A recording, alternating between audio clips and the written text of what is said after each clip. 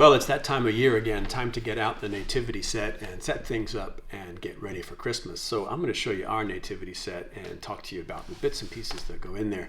It's actually from Bethlehem and it's made out of olive wood, so it's the real thing. So here we go. Here's the bits and pieces of it. I think you'll know this guy here, Jesus. Who else have we got here? Oh, well. That looks like a shepherd boy. Who else is in here? I think we got Joseph there. You can still see the Arabic newspaper that this was wrapped up in when we bought it many years ago. Who else is in here? Oh, yeah. There's one of the kings.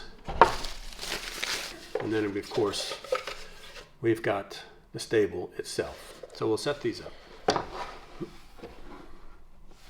So the image that we all have in our minds of what happened on that first Christmas night looks something like this. Everyone gathered around. There's baby Jesus in the middle, Mary and Joseph. We got the kings, we got the shepherds, and all of the beasties. But the trouble is that this is a really confusing image, and it's one that Mary and Joseph probably would look at and wonder what this is all about. It doesn't look anything like what actually happened on that first night. So what I want to do over the next series of lessons here is kind of pick this apart a little bit, because the fact of the matter is that it's all wrong. It's all wrong. There's so many things that are wrong about this, and so many things that are confusing, partly because what it represents is a combination of several Bible stories, but it also represents us filling in the blanks over the years, because some of the details are a little sketchy, so we filled in the blanks with our imagination. And that's a Western European imagination that comes with a different culture and a different way of taking care of animals and a different way of relating to people. So the first thing I want to do is start pulling apart the bits and pieces, that maybe weren't there. First of all, there was no wise men, so we'll take them away. I guess that's Joseph there. He was there for sure, so we'll leave him in. There probably weren't any sheep, because they would have been somewhere else on that night. There might have been a cow. Yep, possibly. There was certainly a donkey. A donkey featured prominently in the story. Of course, Jesus was there, and Mary, and Joseph. At least the ones I think is Joseph. But the main thing that I want to pick apart today and explain to you is wrong is this thing here. But this is all wrong, and there's some things about this that lead us astray when it comes to understanding what actually happened on that night. And to think back about what actually happened, you need to know a little bit, first of all, about first century Palestine and the way they built their homes. You need to understand a little bit about first century Jewish culture and social mores. And thirdly, you need to understand a little bit about the Greek language, which is how the Bible was originally written. So I'm going to show you what this is like based on the information that I've gleaned from Ken Bailey's book, Through Jesus Through Middle Eastern Eyes, in which he looks at the stories of the Bible through the culture from which it came. And it's a different picture altogether from what you and I are familiar with. So just give me a minute and I'll clear this off and I'll show you where we're going to begin. Now, instead of the stable that you and I are familiar with, it's far more likely that Jesus was born in something like this. This is a typical layout for a first century Palestinian home, and the details are really important. And once you know the details, it becomes a little more, it becomes easier to understand what the Bible was actually talking about.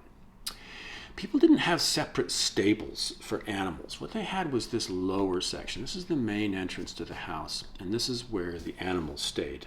So a donkey or a sheep or a cow would be brought in through this door, and then they would stay in here overnight. And it was an open space. You can see that they share the same space, not the same floor level, but the same space with the human occupants. And an animal would be kept in here not only because that would provide the animal with some shelter, but also some protection. But also the body heat of the animal would help warm the house. Now, where was the animal fed? Well, an animal would be fed in a manger, which would be a little hollowed out depression there in the floor. And you can see I've illustrated that with my clever little piece of Lego. People would have come in and they would have followed these stairs up to the main living area. Now, this section would have been shared by the entire family. Privacy was at a premium. Everyone was just in everyone's business at the same time. But that's just the way they were raised, and they were quite used to that. And it would have been a shared space.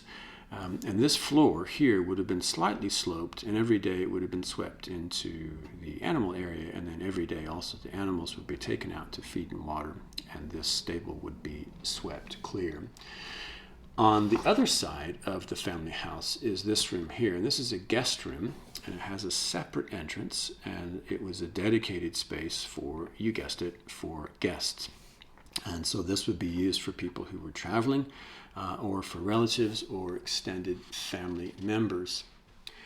So now you know a little bit more about how houses were built in the first century and how it's possible that this image of the Nativity is maybe a bit misleading. There's too many stories that are crammed into here, and there's too much that's left to the imagination.